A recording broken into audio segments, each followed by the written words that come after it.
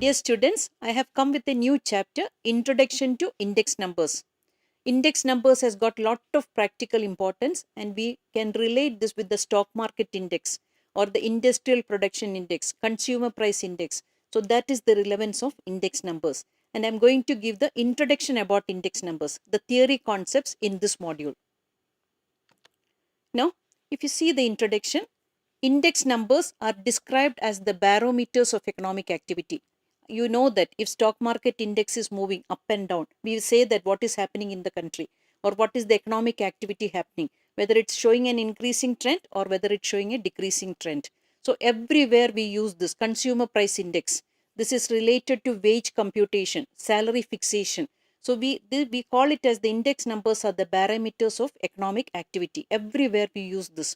So that is the practical importance of this index number. Second one is used to measure inflation or deflation. If prices are increasing or prices are decreasing, we use the index numbers to take a decision or take a calculation or I take a computation based on that. Now, if you see the definition, index numbers are defined as a specialized average. I will tell you why it's a specialized average. Designed to measure the change in the level of phenomenon with regard to time, geographic location, or other characteristics such as income or price. So, why it is called a specialized average? If you see the example, consumer price index meaning what all the average things what a consumer will use. We call it as a basket of goods. So, the common expenses for a household, food will be there, shelter will be there, rent expenses will be there, all the entertainment expenses will be there. So, petrol, diesel, everything. So many things. So, even if you're taking a mix of items which are not totally related, we can express this as one measure even if the units are different. That is why it's called a specialized average. That is why it's used extensively for government policy making, business decisions, social science, in research. Index numbers play an important role. Now, features of index numbers. So these are specialized averages. I told you, even if it's expressed in different units, the units has no relevance. We will get the value. Second point is used to measure the changes in the level of a phenomena after liberalization or before COVID or after COVID. What is the change for industrial production? We can calculate the index before COVID and after COVID. That is how we will measure that. So any activity, industrial production, stock market movement, consumer price index, anything you want to, petrol price or diesel price, anything you want to do, we can use the index numbers. Used to measure the effect of change over a period of time. From 2000, what is the price of diesel increase or the petrol price increase from 2000 or 2010 to 2021, 2015 to 2021. So like that, whatever the time period you want to study, it is possible by taking index numbers. So these are the features of index numbers. Now, what are the uses of index numbers? So helpful in framing suitable policies, wage decisions or salary fixation or government policies, tax structure, saving structure, everything. Index numbers play a significant role. Similarly, every 10 years we know that salary increase will be there. Or if it's a private institution, every year we will be getting the salary increase. So there, how they are taking the DA, the dearness allowance, they will increase. So that will be decided based on the consumer price index. So that is the first thing. Index numbers are used in policy making, either at the government level, institutions, or state level, or anything. They take the index numbers as the base for taking suitable decisions. Second one is to reveal the trends and tendencies. Now you know that with the COVID, what will be the after effect of COVID? The pre-COVID structure and the post-COVID structure. We can study by comparing the index numbers previous to COVID and after COVID. So that is how we will study that. Then useful in deflating. Now what is deflating? This is the opposite of the term inflation. Always you have to remember that there is a difference between real income and the nominal income. See, what I used to buy 10 years back using 100 rupees. Now, if I want to buy the same things with 1000 rupees, it's not possible.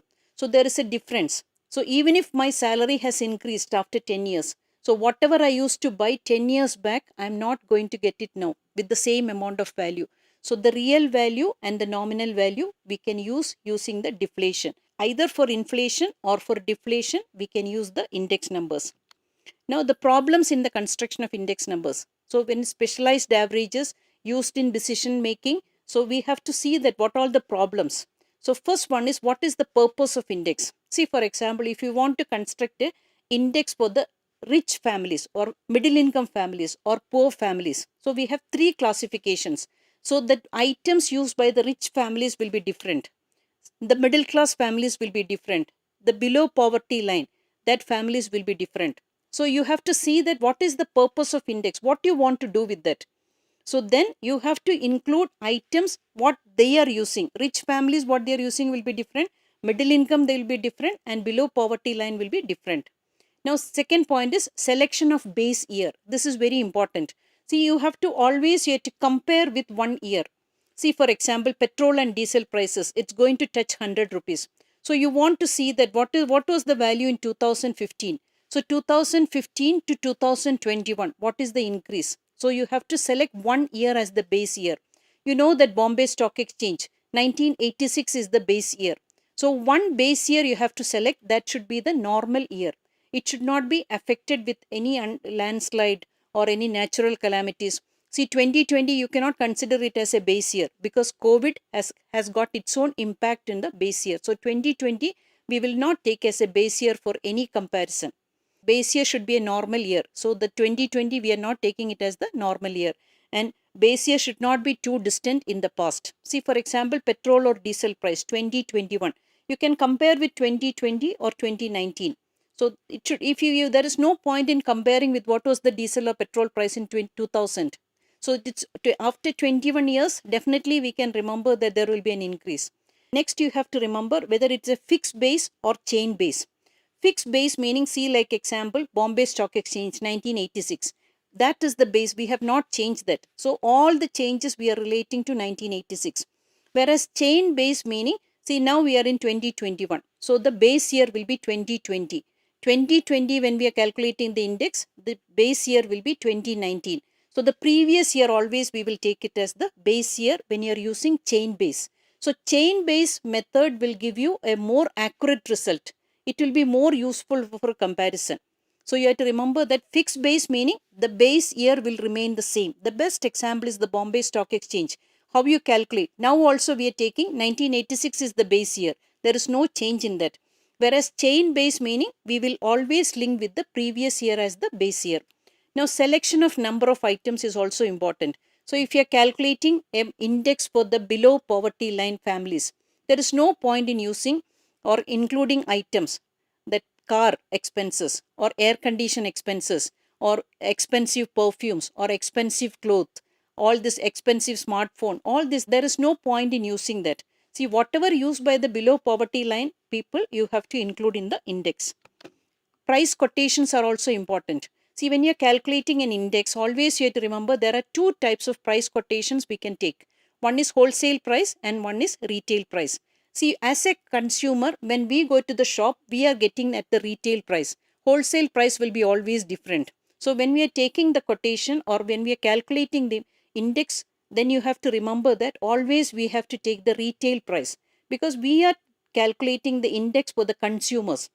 Government or manufacturers, they will be getting at the wholesale rate. But as a consumer, when we approach, we are getting always at the retail price. So price quotation is very important. Next is choice of an average. So this we are going to explain in detail when we are doing the computation or with the problems. Now you remember that geometric mean we are using as the appropriate average. Why geometric mean is Fisher's index number. That is the best average we are using for computing index numbers. And in the Fisher's index number, time reversal test and factor reversal test, they will set that equation can satisfy that. That I'm going to explain in the another module. So here you have to remember that there we are using Fisher's index taking geometric mean as the average. Mode or median we will never use for computing an index number. So the choice is between geometric mean or the arithmetic mean. Then when you learn Fisher's index model, you can see that geometric mean is the appropriate average because it will satisfy time reversal test and factor reversal test. Then selection of an appropriate weight. You have to remember that two types of weights are there, unweighted index numbers and weighted index numbers. So unweighted index numbers, you have to remember that unweighted meaning everything is not giving, you are not giving any importance. See, for example, if you're taking the average students of marks scored by the students in a class, there will be students who are getting distinction, those who are getting first class, those who are just pass mark, and those who failed. So you have to give different weights for that: 4, 3, 2, 1. So that is the weighted index. But if you're taking all students without giving any differentiation or without giving any distinction, then it is called weighted index. That meaning what all marks scored by distinction students also, pass percentage, first class or failed also will be the same. We will not give any value. Whereas weighted meaning distinction students marks into 4, first class marks into 3, pass mark marks into 2, failed marks into 1. Like that we will calculate the index. So this is what is the difference between unweighted index and weighted index. Now, two methods of assigning weight. One is implicit weight and second is explicit. In implicit weighting, you have to remember that a commodity is included in the index based on its importance. See, for example, you are calculating an index for a food index you are calculating. You know that there is totally different pattern they are following between North Indians and South Indians. North Indians, we will give more importance for rice. They will give more importance for wheat because they use roti. That is the food habit. They avoid rice as far as possible.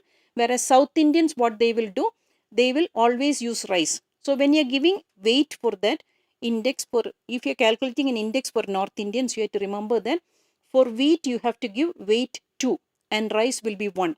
Whereas if it's for the South Indians, you are calculating weight should be 2 for rice and weight should be 1. So that is the implicit. Whereas in explicit, we are giving some outward importance. Explicit weighting meaning our own assumptions, our own calculations we are using for computation. So that meaning, see, I am calculating an index about the rich spending habits of the rich students in the campus.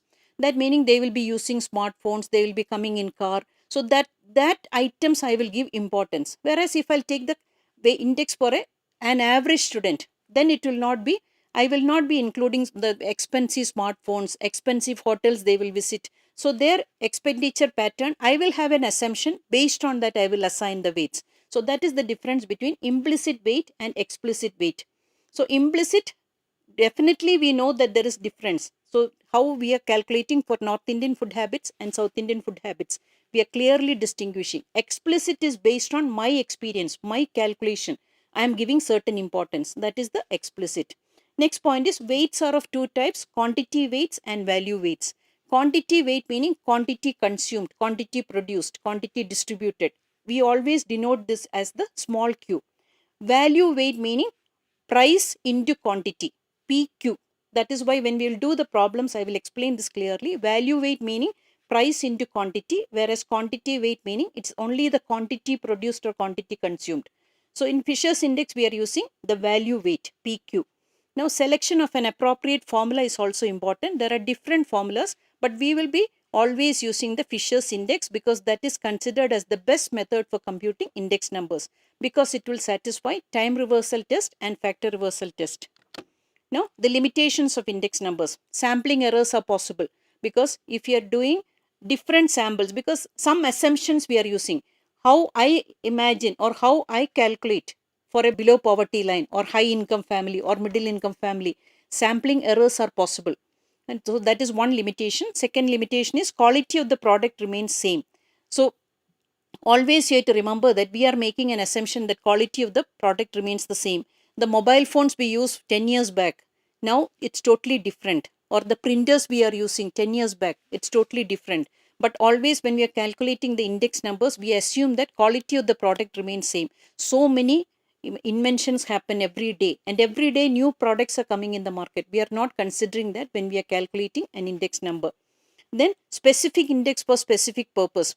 It is not possible to calculate specific index for all the purposes. What is for middle income, what is for high income, what is for below poverty line, what is for cement industry, what is for oil industry. It is not possible.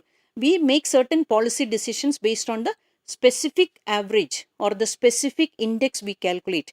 That will be applicable for many categories. So that has got its own limitations. It may not be applicable for a specific industry or a specific group of people because it has got its own limitations. So instead of calculating specific index for specific purpose, it's a difficult procedure. So we will depend on general index which is already calculated. Now, no change in taste, habits, and customs. This is one wrong assumption we are making. That is totally wrong. Every day, new products are coming in the market, and there will be changes in that. Customers' habits will change. Taste will be different. But while calculating index numbers, we assume that it's always the same throughout.